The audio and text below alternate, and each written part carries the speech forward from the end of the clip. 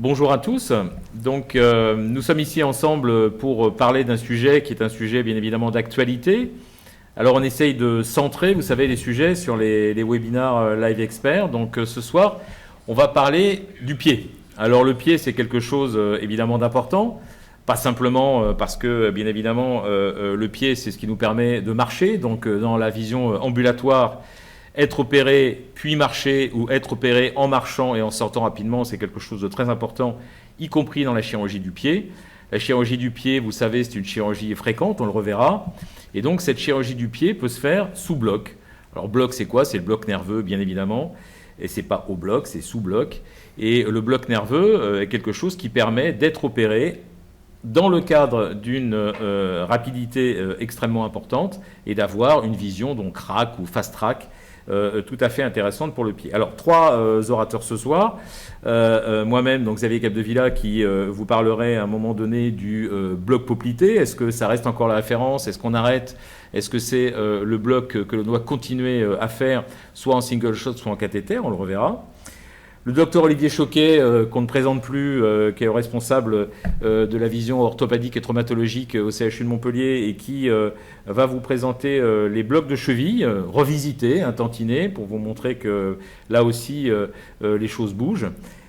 Et puis, last but not least, le docteur Fabien Swisser, à ma droite, qui est également dans le service d'orthopédie et traumatologie du département au CHU à Montpellier, et qui va, lui, centrer les choses de façon un petit peu plus distale, vous allez voir, avec le bloc plantaire. Alors, bloc plantaire toujours plus distal, pas le bloc plantaire lui-même, mais la loco-régionale, toujours plus distale, pour cette chirurgie du pied.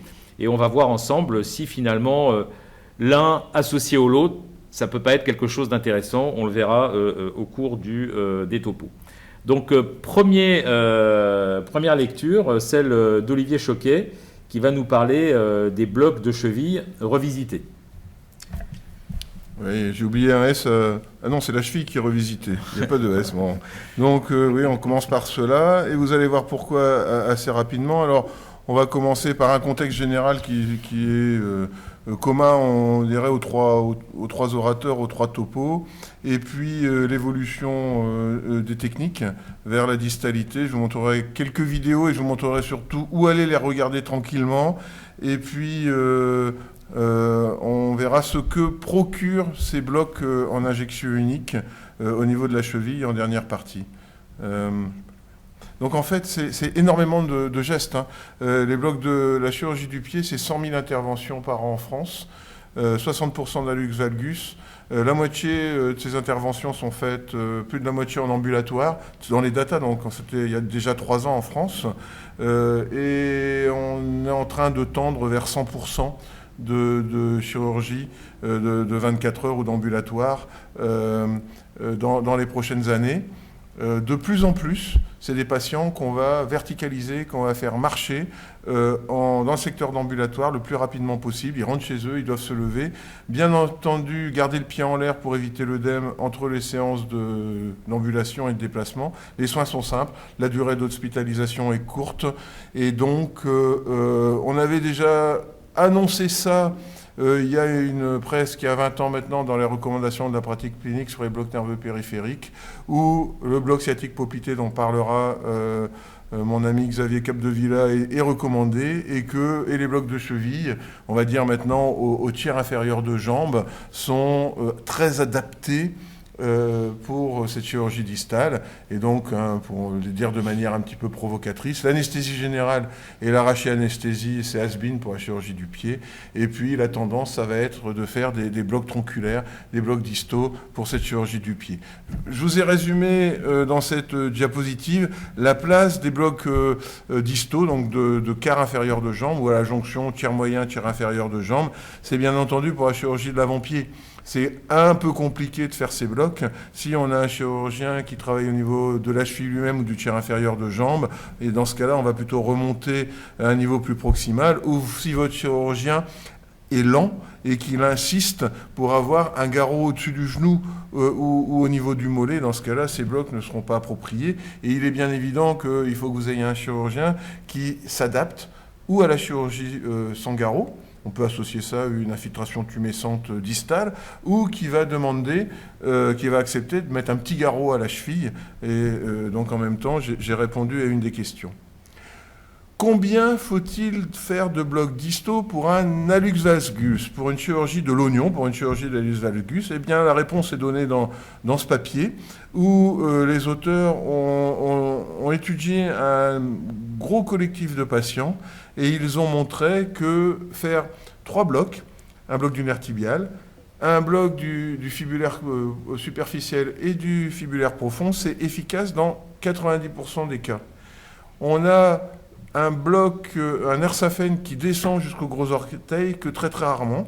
Et c'est vrai que quand j'étais à Marseille, je bloquais systématiquement le nerf saphène. Je suis arrivé à Montpellier, dans l'équipe, ils faisaient pas de bloc du nerf saphène. J'ai arrêté de faire le bloc du nerf saphène dans la chirurgie de l'hallux valgus. Et alors, c'est vrai que je teste et qu'occasionnellement, je rajoute une petite infiltration pour compléter, mais c'est relativement rare. Donc, gardez en mémoire que 3 blocs suffisent. C'est pas la peine de faire le sural si vous ne touchez pas au 5e rayon, et c'est pas la peine de faire le nerf saphène si, dans l'immense majorité des cas, sauf si le chirurgien remonte très très haut vers la malléole interne, ce qui n'est pas le cas pour l'hallux valgus.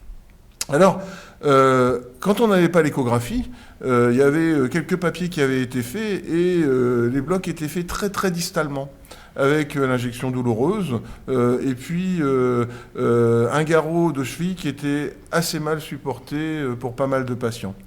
Vous voyez sur ces vidéos qui sont sur la chaîne YouTube de l'équipe de Delbos et Rontes, que vous pouvez trouver sur Internet. Donc allez voir sur YouTube ces vidéos que je n'ai pas le temps dans ce topo de vous détailler de manière importante, que ces blocs sont faits plutôt au tiers inférieur de la jambe, un petit peu plus haut, un petit peu au-dessus du garrot, et sous éco-guidage avec une aiguille fine.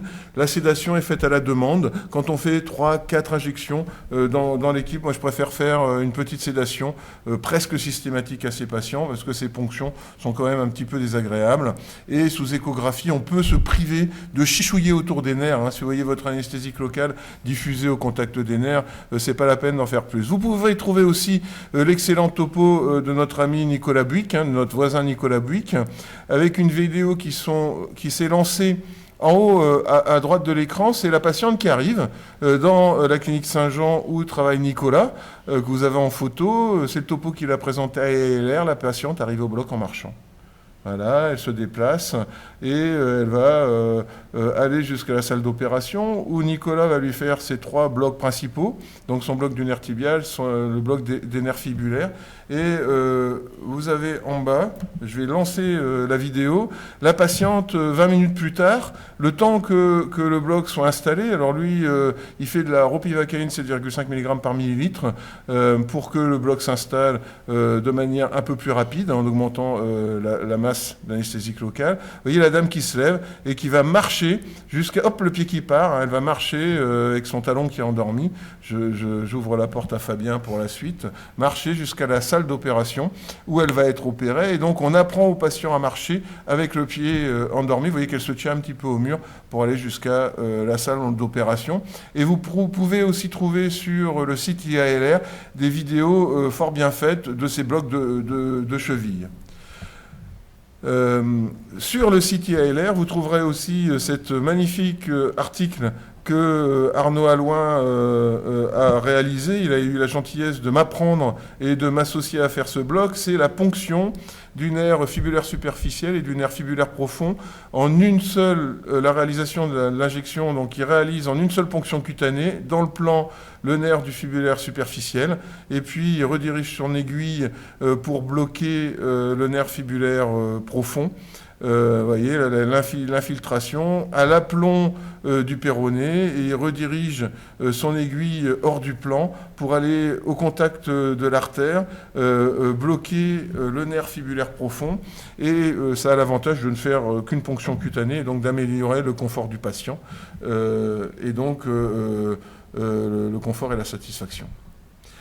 Ces blocs sont très intéressants, on y ajoute des anesthésiques de longue durée d'action, et un bloc de cheville, si vous ne mettez pas d'adjuvant, c'est une quinzaine d'heures en moyenne. C'est un peu moins long qu'un bloc du nerf sciatique avec des anesthésiques locaux de durée d'action. Et quand on rajoute des adjuvants, la dexaméthasone donne un bloc de durée plus prolongée, mais aussi un bloc moteur de durée sensitive au moteur de durée plus prolongée que la clonidine. Donc c'est actuellement l'adjuvant le plus intéressant probablement, avec, à partir de la 20e heure, des patients qui commencent à avoir un pied qui se réveille et un certain nombre qui ont besoin d'antalgiques. C'est ce qu'a montré l'équipe d'Alain Delbos et d'Olivier Rontes dans ce travail, où la durée d'analgésie est d'environ 24 heures, mais quand même un tiers des patients ont besoin d'opioïdes, parce que la chirurgie du pied, c'est une chirurgie qui peut être relativement douloureuse, et dans le service, on s'est mis aussi aux injections uniques. On a un petit peu du mal à deviner, sauf quand ils ont eu déjà le pied contralatéral et qu'ils nous rapportent en consultation qu'ils avaient eu très très mal, quels malades vont avoir une levée de bloc extrêmement difficile. Donc pour résumer ce court topo, c'est une chirurgie qui se fait en ambulatoire. Les blocs distaux sont extrêmement intéressants. On peut faire marcher un patient pour aller au bloc et surtout pour sortir du bloc et pour rentrer à la maison avec 3 blocs distaux pour un annulus valgus, et vous rajouterez un bloc du nerf sural et un saphène si on a une chirurgie proximale ou au bord latéral du pied. Les anesthésiques locaux de durée longue avec un adjuvant, ça vous donne environ 24 heures d'analgésie, avec un rebond douloureux pour certains d'entre eux qu'il est nécessaire de prévoir. Merci. Merci Olivier. Donc on voit clairement que sur ce côté-là, le fait d'utiliser des blocs à la cheville ou un petit peu plus haut, Olivier vous a montré les blocs qui ont été faits par Arnaud Allouin et les blocs utilisés un tout petit peu en proximal. Pour les patients donc, qui vont au bloc en marchant et qui peuvent à un moment donné même en sortir en marchant. Donc on est quand même quelque part dans une vision assez intéressante de cette prise en charge du pied sous bloc nerveux périphérique. Alors, on a dit qu'on répondait éventuellement à une ou deux questions entre chaque topo, Olivier et Fabien, c'est ce qu'on a dit. Donc on va voir si une ou deux questions. Alors je vois qu'il y a une question qui est arrivée. Comment et quels sont les adjuvants que tu utilises, Olivier? Alors, tu nous en as parlé globalement, tu nous as parlé d'hexaméthasone, éventuellement de clonidine. Bon, on n'a pas parlé d'exméthénobiline parce qu'on n'a pas encore assez de recul. On commence à avoir un petit peu de biscuit, mais pas encore suffisamment. Donc ma préférence sera d'administrer la dexaméthasone pour les blocs de cheville par voie intraveineuse, puisqu'il y a une étude qui a montré qu'on n'a pas un gros bénéfice à le faire en périnerveux. Et donc ça sera ma préférence. Chez certains patients extrêmement anxieux, j'aime bien associer un peu de clonidine parce que ça a un petit effet systémique de résorption systémique, ça participe à l'anxiolyse. Et là, la clonidine en périneural? On peut l'administrer en périneural. D'accord. Il y aura une résorption systémique sans dépasser 1 microgramme kilo. Et ta dose d'hexaméthasone? Alors, en intraveineux, on injecte tout doucement pour éviter les prurites. Périnéo, on fait 4 mg sur une petite perfusion tranquille. On démarre dès que le patient est veineuse. Très bien. Alors il y avait une petite idée aussi de la cristallisation potentielle de l'utilisation de l'hexaméthasone avec la ropivacaïne. Bon, c'est en général quand les concentrations de ropivacaïne sont assez élevées, c'est-à-dire 0,75 voire 1%, qu'essentiellement ça se voit. Donc globalement, c'est vrai que là aussi, c'est quelque chose qui a amené peut-être à limiter un petit peu l'utilisation de l'hexaméthasone avec la ropivacaïne notamment, pas avec la bupi ni la lido. Dans l'utilisation en périneural. Donc il n'y a pas d'autres questions pour l'instant. Tout à l'heure, il y avait une question sur le garrot. Oui, donc en effet, quand on met un garrot de cheville, on met un garrot de petite taille. On évite de mettre le gros garrot qu'on met à la cuisse, ou le garrot d'obèse. Ouais. Donc il faut avoir des garrots adaptés. Et donc tes blocs, là, quand tu nous as parlé des blocs qui étaient donc un petit peu plus hauts que les blocs de cheville, donc tu fais des blocs plus hauts que le garrot. Donc, je préfère, j'aime pas tellement avoir des anesthésiques locaux qui sont comprimés sur le site d'injection. Donc c'est vrai que l'idée c'est de faire le bloc à la jonction tiers moyen, tiers inférieur de la jambe. Donc globalement 15 cm au-dessus de la malléole interne, 10-15 cm, sauf chez les gens qui ont un gros mollet où on descend un peu, et de mettre le garrot en deçà du site d'injection. Je trouve ça assez élégant. Donc là, il y a beaucoup de questions qui arrivent, donc on va pas les prendre toutes, hein. On va essayer d'en faire quelques-unes. Alors il y en a une qui est intéressante, c'est sur la sédation. Donc on nous dit sédation pendant le bloc. Alors si on fait une sédation pendant le bloc, quid de l'arrivée en marchant? L'arrivée en marchant, c'est avant la sédation. Donc là, je pense que ce qu'a plutôt voulu dire notre collègue, c'est une fois qu'on a fait la sédation et que le patient, comme on l'a vu chez Nicolas Bouygues, doit repartir en salle d'intervention en marchant, oui, effectivement, si vous avez fait du midazolam ou si vous avez fait propofol rémifentanil, ça sera un petit peu plus compliqué, bien évidemment. Ça, on s'en doute. Alors, vous savez que si par contre la sédation était prise dans le sens prémédication, on ne prémédique pas ces patients. Vous savez qu'on ne prémédique plus les patients maintenant. Je pense que c'est quelque chose qui est quand même assez classique. Donc, si c'est la valence prémédication, on n'en fait pas. Si c'est la valence sédation pour aider à la faisabilité du bloc, Olivier nous a rappelé que de temps en temps, les blocs de cheville pouvaient être un peu douloureux, surtout si malencontreusement on en arrive à toucher l'os, le périoste pendant la faisabilité, la procédure. À ce moment-là, oui, on peut faire une petite sédation. Alors c'est vrai qu'on choisira plutôt propofol rémifenta que le midazolam. Vous savez pourquoi? On va pas revenir sur les sédations. Et à ce moment-là, évidemment, peut-être qu'il faudra accompagner le patient ou la patiente au bloc plutôt que de la laisser courir vers la salle d'intervention sur la table d'opération. Voilà, peut-être qu'on prendra après les autres questions qui arrivent et on va donc parler maintenant. Alors, on m'a demandé à moi, parce que je suis le vieux de l'étape, et puis on m'a dit, lui, il va faire le bloc poplité, parce qu'après tout, nous, on est plus moderne, donc on va vers la périphérie. Et puis l'académie qui va nous dire, le bloc poplité, ça reste le bloc de référence. Alors, je vais vous dire, le bloc poplité, ça reste le bloc de référence. Voilà. Donc, quoi qu'il en soit, bien évidemment, on peut avoir une vision un petit peu différente de ce bloc poplité et peut-être l'utiliser différemment dans la procédure. Alors pourquoi un bloc poplité? Il va peut-être falloir penser l'associer à autre chose. En tout cas, c'est ce qu'on verra tout à l'heure avec Fabien, peut-être l'associer à un bloc encore plus distal. Parce que vous voyez cette étude, et c'est pas la seule. Là, c'est de la chirurgie de la fracture de cheville.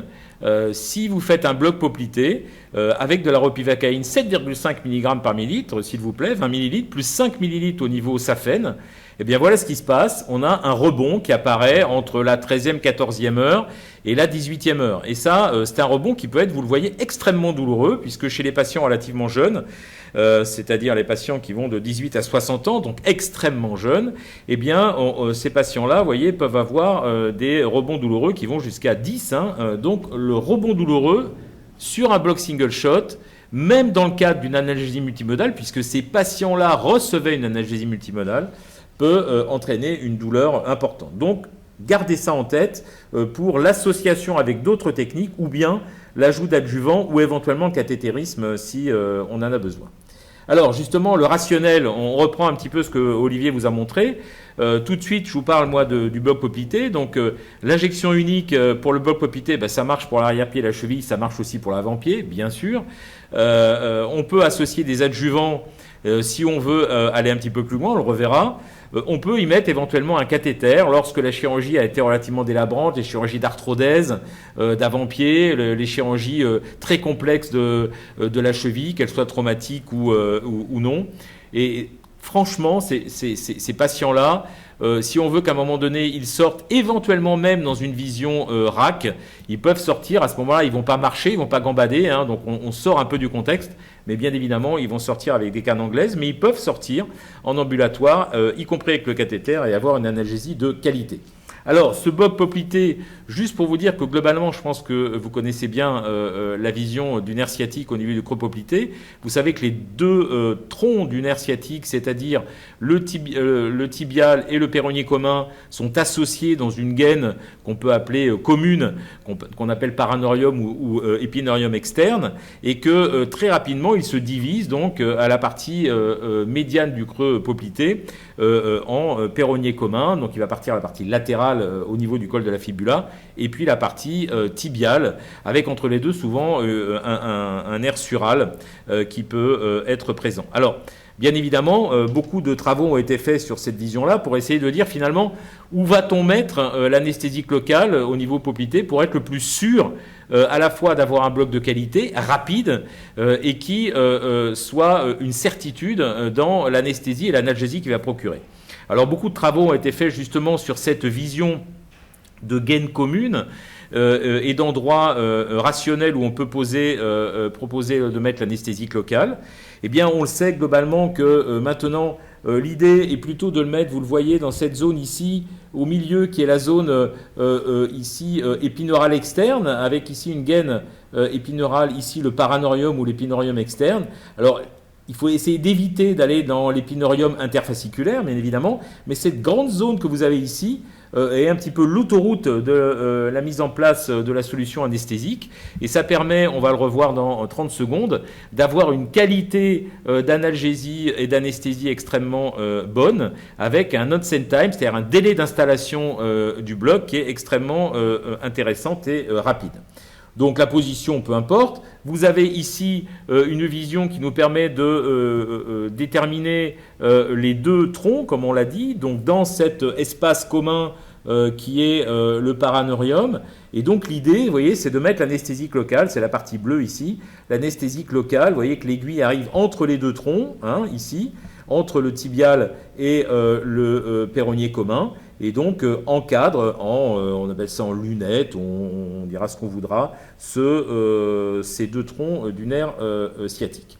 Alors ici, c'est un travail qui avait été fait par l'équipe il y a quelques années avec Didier Moreau, qui amenait quels étaient les critères, les paramètres qui pouvaient expliquer la vitesse avec laquelle s'installait un bloc, et puis surtout si ce bloc était efficace ou pas. Et très rapidement, vous voyez dans cette vidéo, hein, qui date presque il y a 10 ans maintenant, avec un appareil qui était celui de l'époque, eh bien que les deux troncs sont séparés avec, vous voyez, cette vision en lunettes double, ou double donut sign, où les deux troncs séparés sont entourés par de l'anesthésique locale. Donc très clairement, c'est ça qu'il faut faire. Alors pour autant, est-ce que l'efficacité de ce Bock-Clopité, si on le fait en single shot, est quelque chose d'extrêmement intéressant et nous permet d'avoir une anesthésie rapide et une analgésie prolongée? Eh bien, cette étude où on utilise un anesthésique local de longue durée d'action, mais sans adjuvant, nous montre clairement qu'à un moment donné, on a un rebond douloureux, comme je vous l'avais montré tout à l'heure dans la première étude publiée dans les ACTA, et que ce rebond douloureux, donc a priori, nécessiterait la mise en place soit d'un cathéter, soit d'adjuvant. Alors ensuite, on peut travailler sur la localisation. Alors la localisation, c'est est-ce que ça marche mieux quand on est un petit peu distal après la bifurcation, ou est-ce que ça marche mieux lorsqu'on est tronculaire au niveau du tronc sciatique avant la bifurcation?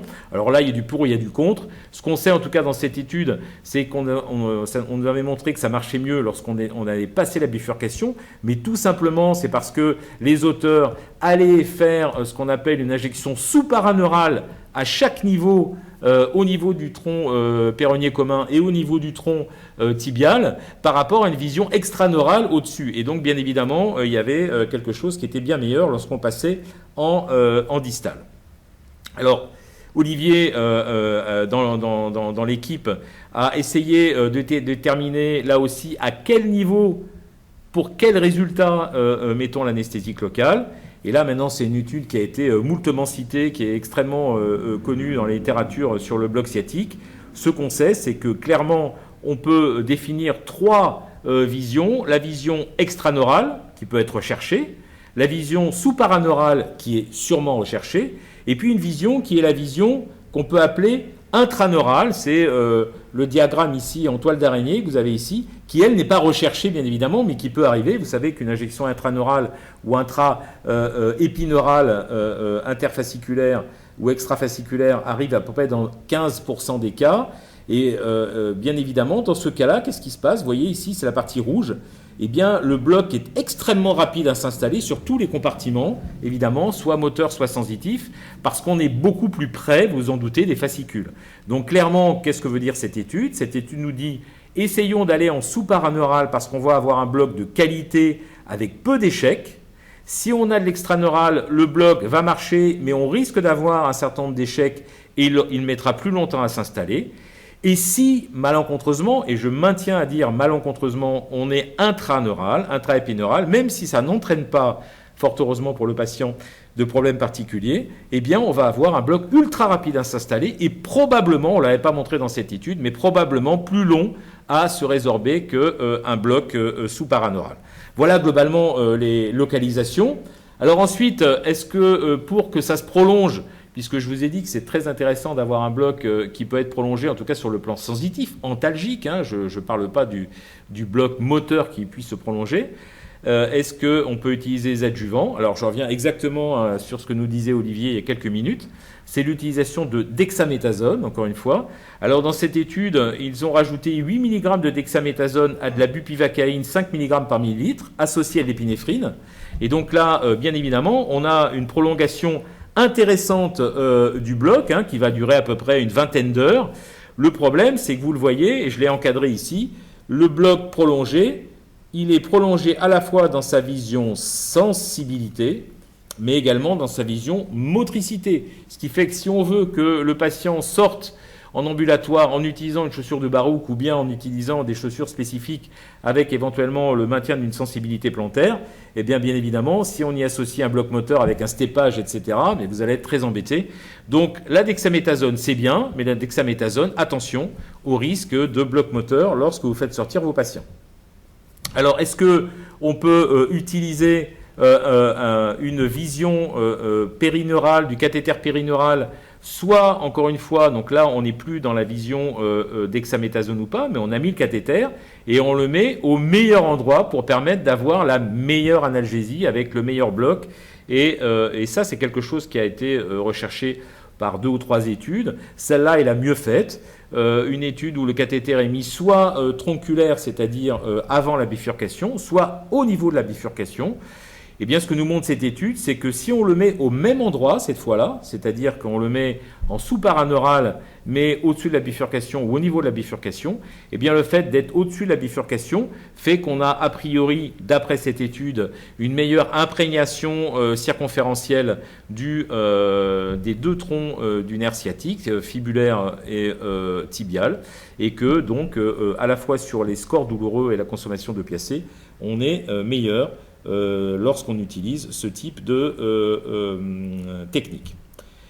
Dernier point sur l'utilisation du bloc poplité avec cathétérisme, eh bien, il faut savoir que si vous voulez faire ici de la daycare surgery, c'est-à-dire la chirurgie ambulatoire, et que vous la comparez avec la même type de chirurgie, mais que vous faites chez des patients qui restent à l'hôpital plus de 24 heures parce que vous avez une technique qui oblige ces patients à rester plus de 24 heures, bien, vous voyez qu'il est bien plus efficace de faire la chirurgie avec le bloc continu poplité en ambulatoire et que vous pouvez le faire sans problème particulier. Vous voyez que dans ces patients-là, on avait des ostéotomies du 2e et du 5e, mais on avait surtout beaucoup d'allus valgus, et que ces patients-là ont pu sortir à la maison avec le cathéter, avec une concentration de ropivacaine à 2 mg par millilitre, sans problème particulier, qui n'a pas entraîné de bloc moteur chez ces patients. Et par contre, évidemment, le fait de pouvoir le faire en ambulatoire diminue tous les coûts, et ça, c'est évidemment bien connu lorsqu'on le, on le compare aux patients qui restent à l'hôpital. Donc, en conclusion, qu'est-ce qu'on peut dire? Eh bien, vous savez que là, les recommandations formalisées d'experts sur la douleur post-opératoire que nous a montré Olivier de 2001 ont été refaites, réactualisées en 2016. Et si je prends uniquement la question quelle est l'indication et quelles sont les limites pour le cathétérisme périnerveux post-opératoire, eh bien, il y a une absence de recommandations formelles, bien évidemment, bien que la majorité des études montrent quand même que le bloc continu pour la chirurgie très douloureuse, c'est toujours mieux que le bloc single shot. Et ça, on ne reviendra pas dessus. Il y a énormément d'études, énormément de méta-analyses, et le bloc poplité n'y échappe pas pour la chirurgie du pied extrêmement douloureuse. Ce que nous disent ces recommandations, c'est la chirurgie prothétique, hein, globalement, de l'épaule et du genou, devrait bénéficier de ce type de cathétérisme. La chirurgie du pied, très douloureuse, devrait aussi en bénéficier, mais globalement, on n'a pas actuellement d'études extrêmement formelles nous disant que ça change la vie du patient lorsqu'on utilise un cathéter, notamment en vision ambulatoire. Donc voilà ce que je voulais vous dire sur le bloc poplité. Vous voyez qu'il a encore, d'après moi, ses utilisations, que ses indications et son intérêt sont essentiellement, probablement, lorsqu'on l'utilise, soit en courte durée d'action associée à une autre technique plus distale, ou bien sur la chirurgie extrêmement douloureuse, mais là on n'est pas avec l'arrivée du patient en marchant et la sortie du patient en marchant, extrêmement douloureuse, qui a priori doit bénéficier d'un cathétérisme. Donc je ne sais pas s'il y a des questions. Que dites-vous sur l'association bopoplité court, MEPI, plus complément long, ROPI? à la cheville. Alors, mon cher collègue, justement, on va en parler, puisque c'est l'idée, ça. Hein, c'est l'idée que va essayer de développer Fabien. Alors, ce n'est pas tout à fait les blocs à la cheville que va développer Fabien. Vous allez voir, c'est des blocs un tout petit peu différents. Mais si on repose la question, Olivier, c'est évidemment ce qu'on essaye de faire actuellement. Hein, c'est-à-dire qu'un bloc popité court avec un bloc long, avec des analytiques locaux type BUPI 0,5 ou autre, ou 0,25 ou ROPI, à la cheville, par exemple. Mais un des intérêts, c'est... Bon, nous, on est dans un centre hospitalo-universitaire avec des chirurgiens parfois jeunes qui ne sont pas très, très, très rapides. Et donc, et on forme les internes. Donc, c'est assez intéressant de garder le bloc popité pour la période chirurgicale. Parce qu'ils ont parfois un garrot un petit peu long, que les ponctions à la cheville faites par un jeune interne d'anesthésie, c'est un petit peu long. Donc le bloc popité, on a les 3 nerfs en une seule injection en fait. Et donc c'est assez simple. Et on attend un petit moment, on les fait en pré-anesthésie, on laisse le bloc s'installer. Et après, on fait les blocs distaux pour l'analgésie. Méfiez-vous quand même de la mépivacaïne parce qu'on a été voir ce qui se passait dans le service d'ambulatoire. Hein. La durée moyenne d'un bloc sciatique popité à la mépivacaïne, c'est 7 heures. 7 heures de bloc sensitivo-moteur. Et donc, il faut les faire le matin et pour qu'ils sortent en fin de journée. Ou alors, ils sortent avec un pied endormi, hein, c'est possible. Mais vous ne pouvez pas gérer la levée du bloc en hospitalisation et pour nous les tester dans un de nos protocoles. Et donc, je pense que si vous avez un bon timing, il faut les faire à la lidocaïne. Il faut faire le bloc popité à la lidocaïne qui est suffisant pour une chirurgie de 1h30 à 1h45. Alors ensuite, on nous pose comme question, alors parce que on parlait de la sédation ou pas de la sédation. Sédation veut dire pas de bypass, SSPI. C'est vrai. C'est vrai, sauf si vous ne le notez pas dans votre dossier, donc il ne faut pas faire ça. Hein. Donc en effet, dans les recommandations, si vous faites une sédation à votre patient, vous devez le faire séjourner en salle de réveil. Après, on peut faire un passage bref en salle de réveil. Hein, et d'attendre, passer quelques minutes en salle de réveil n'a jamais porté préjudice à un patient. Et vous respectez les règles. Donc vous ouvrez votre dossier de salle de réveil, on prend une tension, une saturation, une fréquence cardiaque, on ferme le dossier et on fait remonter le patient. Il ne pourra peut-être pas marcher s'il a une sédation, mais en tout cas, vous pourrez respecter les règles.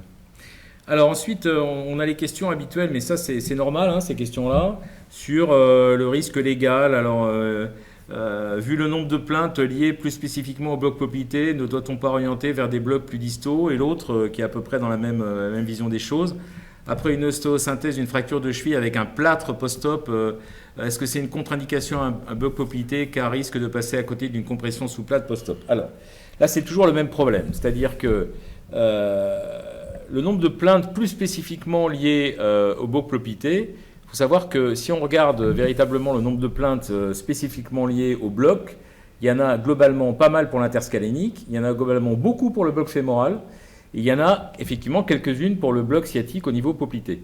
La plupart du temps, il faut savoir qu'il y a d'autres facteurs qui sont rentrés en cause et que globalement, je pense que le bloc popité reste véritablement un bloc extrêmement utile pour la chirurgie du pied. Moi, vraiment, c'est un bloc que j'adore.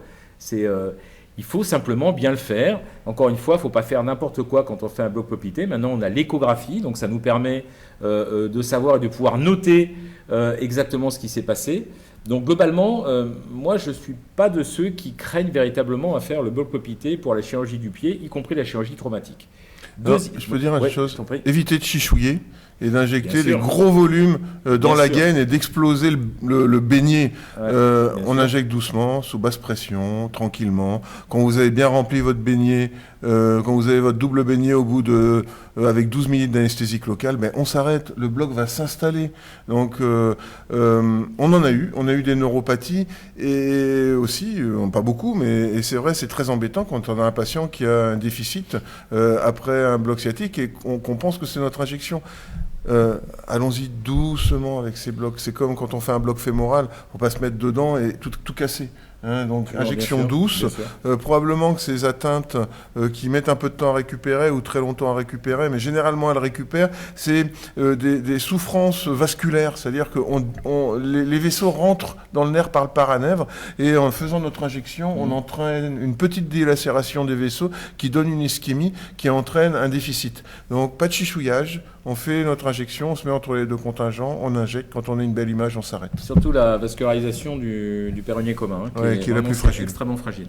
Oui, donc pour la fracture avec le plâtre, oui, c'est toujours la même problématique. On a un plâtre, on a un risque de compression.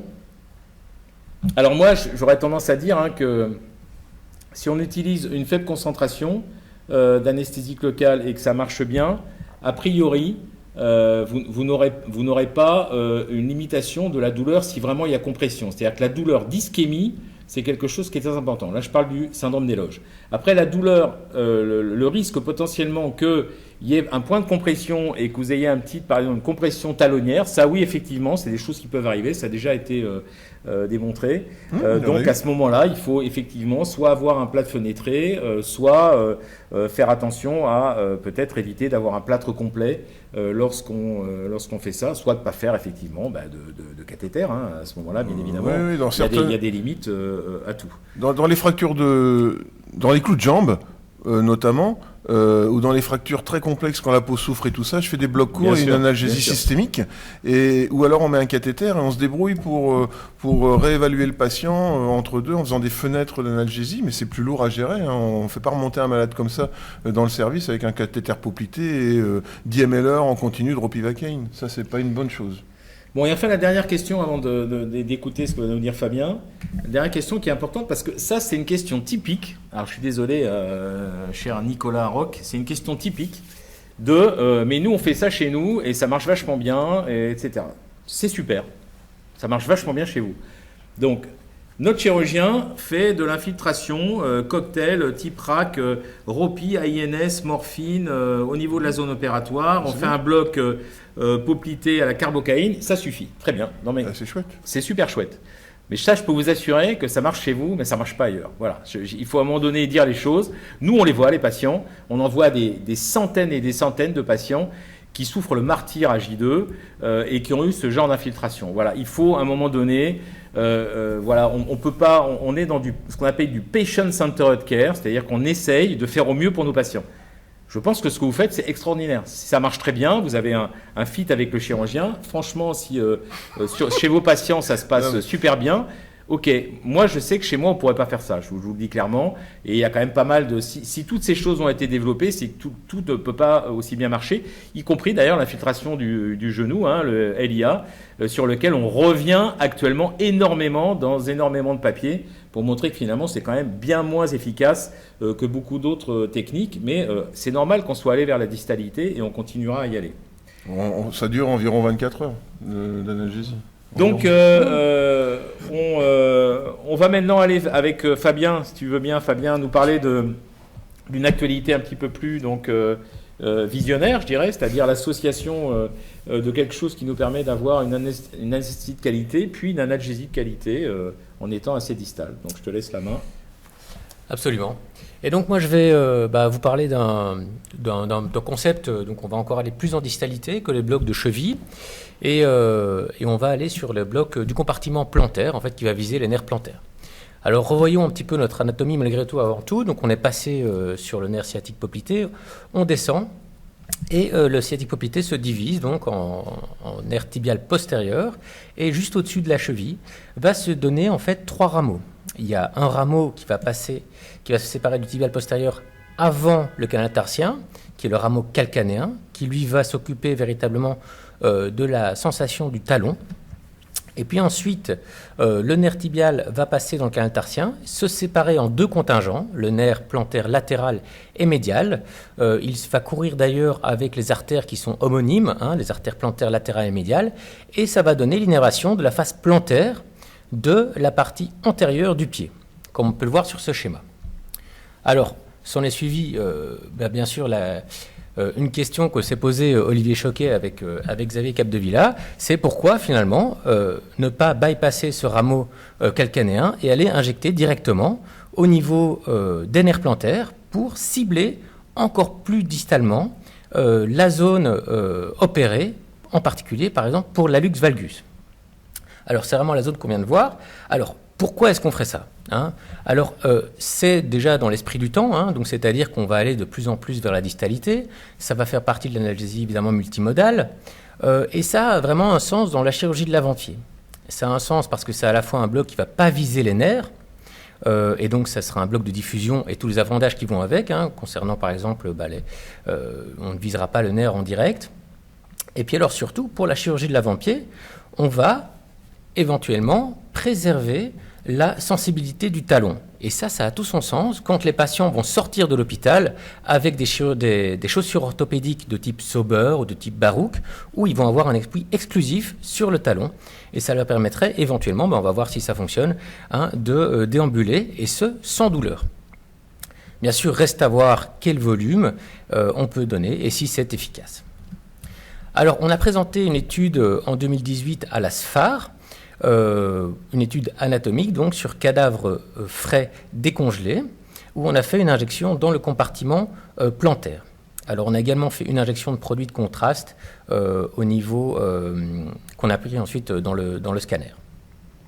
Alors comme vous pouvez voir, on a disséqué par la suite, à la suite de ces injections, les compartiments plantaires, je puis dire, sur la face médiale du pré, et on a vu que quand on injectait 5 ml de produits colorés, eh bien on allait colorer de manière systématique le nerf plantaire médial, avec en partie, assez souvent en fait, le nerf plantaire également latéral. Mais par contre, quand on injecte plus d'anesthésiques locaux, de produits colorés, eh bien on peut voir qu'il y a une diffusion rétrograde, et on le voit très bien sur l'image de droite, dans ce canal terpien qui va fuser jusqu'au nerf tibial postérieur. Donc on peut comprendre par ces études-là que si on injecte plus que 5 ml, en tout cas si on injecte plus que 10 ml, certainement on va combler ce compartiment plantaire, et en le comblant, eh bien, on va remonter vers la cheville. Alors ça, c'est par contre quand on injecte 5 ml et qu'on met du produit de contraste, et bien sur cette image de scanner, on voit bien que le produit reste au niveau de ce compartiment plantaire. Alors, compartiment plantaire, eh bien on en parle, les repères anatomiques sont les suivants, et vous le voyez, c'est extrêmement simple. On pose la sonde sur la face médiale du pied, on va y repérer en superficiel vers la profondeur l'aponévrose plantaire. Ensuite, en dessous de l'aponévrose plantaire, eh bien, il y a les muscles abducteurs de l'hallux et courts fléchisseurs des orteils. Et ce qu'on voit en dessous de ces muscles, ce sont un petit paquet vasculo-nerveux. On verra systématiquement les artères, mais on ne verra pas les nerfs. Ce sont les artères plantaires, latérales et médiales. Et on peut voir, dans cette injection, on passe du médial en interne pour aller passer en dessous de ces muscles et noyer cet espace que nous on a choisi d'appeler le compartiment plantaire. Alors, ça c'était pour l'étude anatomique. Maintenant, on va passer à une petite étude clinique de faisabilité qu'on a réalisée dans le service, qu'on a présentée cette année à la SFAR. Et donc notre paradigme chez nous, comme on l'a expliqué, comme Olivier l'a expliqué là tout à l'heure, c'est que dans le service, on a pris le pas de faire systématiquement des blocs anesthésiques à la mépivacaïne 1%, 20 ml, c'est largement suffisant. Et 15 minutes, 20 minutes après, on va faire les blocs analgésiques de longue durée qu'on fera avec de la ropivacaïne 0,5%. Et nous, on avait fait le design de l'étude 2 ans auparavant où la dexaméthasone périnerveuse avait quand même le vent en poupe, et donc on utilisait de la dexaméthasone périnerveuse. Alors on a remarqué que les patients en post-opératoire arrivaient à commencer à déambuler avant de repartir chez eux en moyenne 7 heures, et c'est comme ça qu'on a mis en évidence qu'un bloc à la mépivacaïne extrêmement bien mis juste entre les deux contingents sciatique et poplité, eh bien, dure quand même 7 heures, même si c'est un anesthésique soi-disant réputé de moyenne courte durée. Par contre, dès qu'on retrouve la sensibilité du talon et donc que le bloc poplité se lève, les patients arrivent à déambuler sans aide, sans béquille, sans problème par la suite. On voit qu'on a une analgésie qui est tout à fait comparable au bloc de cheville, comme on a montré dans les études d'Olivier Choquet, c'est-à-dire qu'on va avoir une analgésie de l'ordre de 17-18 heures en moyenne. Et le problème, évidemment, on a quand même évoqué, Xavier l'a évoqué auparavant, c'est qu'on va avoir, on peut cliquer, dans certains cas, hélas, des patients qui vont déjà, à partir de la 10e heure, avoir des rebonds douloureux qui sont de l'ordre de même 10 d'échelle visuelle analogique. Et ces patients-là, hélas, on n'arrive pas vraiment à les identifier avant, et on les retrouve même dans cette étude-là. Il y en a toujours 1 sur 20, 2 sur 20 qui vont avoir ce problème de douleur. Hélas, on ne sait pas faire grand-chose pour eux. Alors je vous propose de regarder une petite vidéo rapidement sur ce bloc plantaire. Alors vous voyez, on part du canal tarsien, on peut suivre le nerf tibial et l'artère plantaire, le nerf tibial qui devient le nerf plantaire, et on voit ce compartiment qui se situe en dessous du muscle, en dessous de ce petit paquet musculaire. On voit très bien les structures vasculo-nerveuses, et à cet endroit précis, on voit l'artère plantaire qui se sépare en artère plantaire latérale et médiale. On va viser donc ici, dans ce cas-ci, out of plane. On va faire un bloc donc juste dans ce compartiment plantaire. Alors lui, le patient, là, c'est 20 minutes après un bloc sciatique à la mépivacaïne, et vous allez voir, le patient ne réagit pas du tout lors de l'injection. On va se mettre au niveau de ce compartiment, juste à côté de l'artère, et on va injecter un volume de 5 ml qu'on visera à ne pas dépasser, donc d'un anesthésique local relativement concentré, parce qu'il faut quand même mettre une certaine dose. Et donc nous, on choisit de mettre de la ropivacaïne 0,5, mais on pourrait très bien mettre de la bupivacaïne 0,5 sans problème.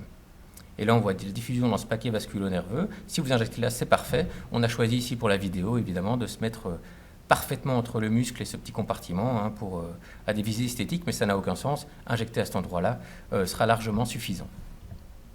Et donc, on voit la diffusion d'anesthésique locale qui se fait. Il ne faut pas mettre beaucoup, ça c'est suffisant. Et donc, en conclusion, c'est un nouveau bloc qu'on a mis au point ici à l'hôpital de la Péronie, qui peut être une alternative au bloc tibial, qui présente quand même un intérêt pour la chirurgie ambulatoire, en particulier dans le fait qu'il va épargner l'anesthésie du talon, et ce qui peut donc a priori avoir du sens pour les chaussures orthopédiques et pour l'appui talonnier. Alors ça fait bien sûr partie de l'analgésie multimodale, mais on le voit, il y aura toujours des patients, une très faible proportion, mais malgré tout des patients qui vont échapper. Et donc ça pourrait représenter un potentiel énorme, évidemment, pour les anesthésiques locaux des générations futures. Et imaginez, ça pourrait être vraiment magnifique de pouvoir déposer les anesthésiques locaux au niveau de ce compartiment plantaire, avoir juste l'avant-pied qui dort, et ce pendant 2-3 jours. Alors là, par contre, après 48 heures, tous les patients sont satisfaits.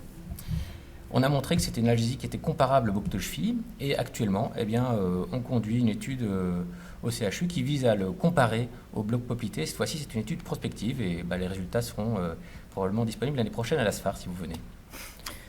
Merci Fabien. Donc voilà en gros la vision qu'on avait sur le bloc, les blocs pour la chirurgie du pied, avec on arrive en marchant, on repart en marchant, ou en tout cas pour la chirurgie un petit peu plus lourde, peut-être un peu moins en marchant, mais enfin on peut la faire en ambulatoire.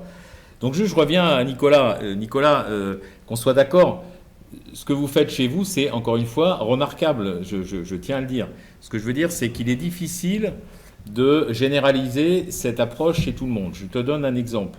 La chirurgie du genou en ambulatoire, il y a des tas de gens qui la font et qui la font très bien. Et en France, il y a quelqu'un par exemple comme Jérôme Villeminot qui en fait, c'est remarquable, il n'a aucun problème.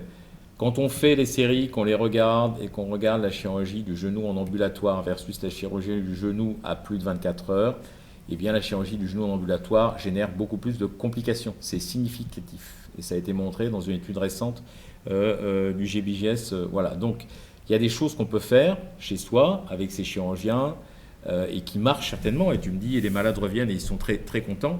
Oui, je te crois à 400%, il n'y a aucun problème. Mais c'est vrai que tout ce qui est infiltratif est éminemment chirurgien dépendant et organisation dépendante, et ça ne marche pas chez tous les patients, et ça je peux te l'assurer, même si ça marche très très bien chez vous, et j'en suis tout à fait conscient. Alors, ça peut être aussi associé à de la chirurgie mini-invasive. Oui, mais c'est clair. Il y a souvent une procédure. À Montpellier, il y a Bénichou qui fait ça avec l'équipe de Saran, ça marche évidemment très bien, mais voilà, il faut savoir que... que pensez-vous de la méthode Wallant au pied? Ah, le Wallant au pied. Alors, oui, voilà. Tu veux répondre, Xavier, Non, reprends. Donc, il y a quelques équipes qui démarrent. Donc, c'est une infiltration tumescente de la région opératoire qui a été surtout développée pour la main. Alors, en France, je dirais que plusieurs équipes d'anesthésistes ont pris la main sur la Wallante du pied aussi, Ouais, bien sûr. comment ça en faire. Ça a des avantages pour le patient, notamment on peut mettre une voie veineuse, on peut aussi associer une sédation parce qu'une Wallante c'est un petit peu désagréable quand on fait plusieurs ponctions et des zones étendues. Il y a des petites réactions vagales et puis on connaît bien les anesthésiques locaux, on les maîtrise et on travaille en sécurité. Donc c'est des techniques d'avenir qui vont trouver leur place parmi les autres techniques avec des gros avantages de ne pas avoir de garrot, de faire l'hémostase pendant la chirurgie, d'avoir une analgésie prolongée, même avec la lidocaïne et probablement encore plus prolongée quand on y mettra d'autres adjuvants comme dans les blocs nerveux périphériques et comme fait le chirurgien de Nicolas qui infiltre. Absolument. Il fait de la Wallante en quelque sorte associée à l'intervention chirurgicale. Donc on est globalement très très intéressés et on répond aux demandes des chirurgiens. Quand les chirurgiens, surtout chez nous, c'est les chirurgiens de la main, qui maintenant nous demandent de faire de la Wallante parce qu'au niveau de la main, ça permet d'avoir une motricité conservée. C'est extrêmement intéressant.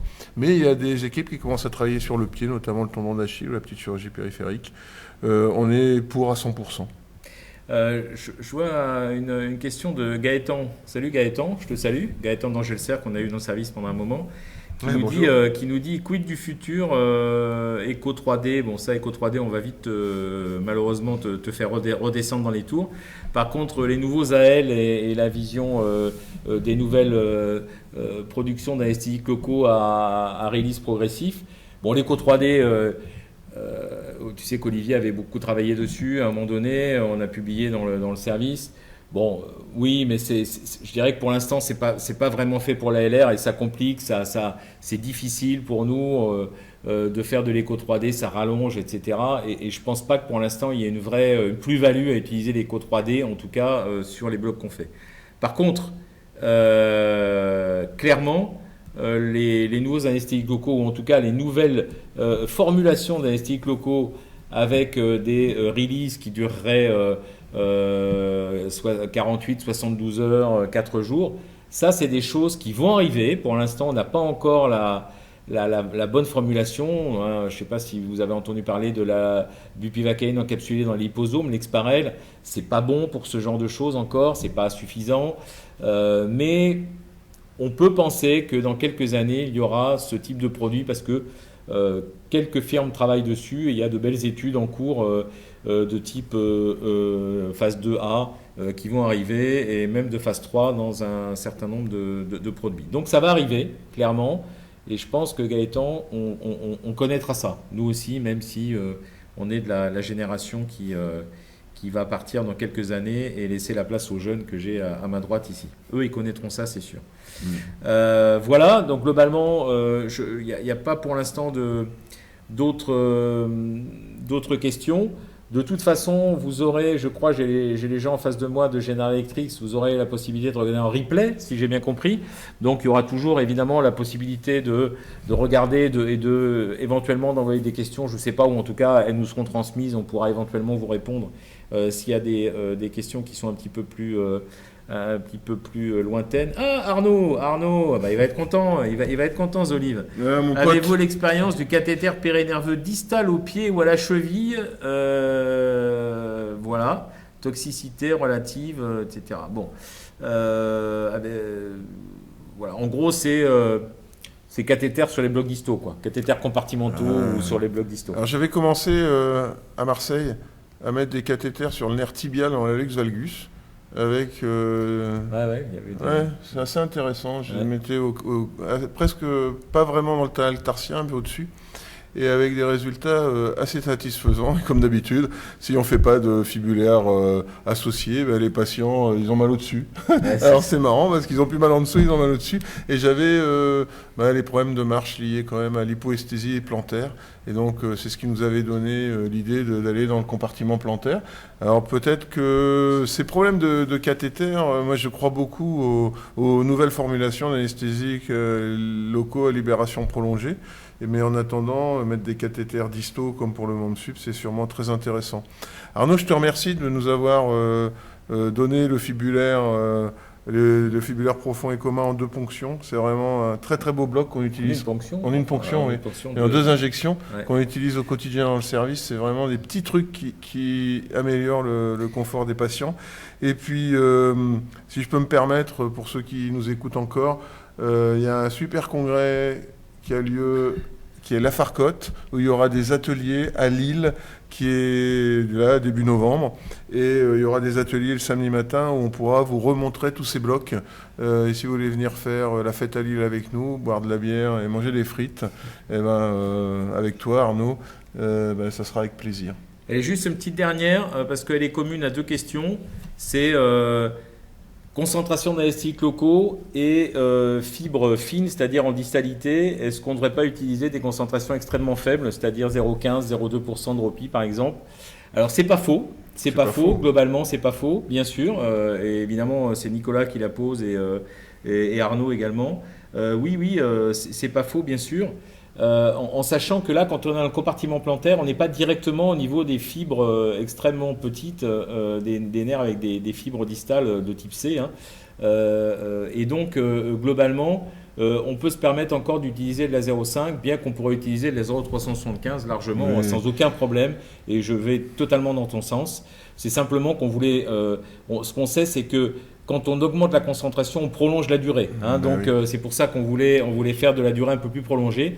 La toxicité, à ce niveau-là, j'y crois pas trop. Par contre, effectivement, si on fait du Wallant, etc., on n'est plus du tout dans les mêmes concentrations, on est bien d'accord. Mais là, on n'est pas dans la même vision des choses. Donc, merci à tout le monde de nous avoir écoutés. Merci aux questions, aux personnes qui ont posé les questions. Je vois que visiblement on a pas mal de remerciements, donc je dis ça à nos amis de GE en face de nous, donc visiblement ça a été très apprécié et ça a fonctionné. Et j'espère qu'on vous a apporté quelques petits trucs et astuces pour améliorer encore une fois la gestion de prise en charge de cette chirurgie du pied, qui est une chirurgie, comme vous l'avez dit Olivier, qui est extrêmement fréquente et qui doit de plus en plus être faite sur un mode ambulatoire. Donc on vous a apporté des petits trucs. Il y a probablement d'autres choses encore, évidemment. On aurait pu parler effectivement des infiltrations, des choses un peu plus distales encore. Mais on a essayé de vous amener quelque chose qui va vous amener des blocs rapides, anesthésiques, associés à des blocs analgésiques. Et puis quelque chose qui va surtout vous permettre de le faire relativement facilement, sans tomber dans la complexité ou le rapport avec les chirurgiens qui doivent faire des infiltrations, c'est pas toujours simple. Voilà. Donc voilà comment on a voulu construire ce webinaire, et on vous remercie d'avoir été présents. Et nous trois, on est très contents d'avoir partagé ce soir avec vous ce webinaire GI sur la chirurgie des pieds et notre expérience. Bonsoir. À très bientôt. Merci beaucoup. Merci beaucoup. Au revoir.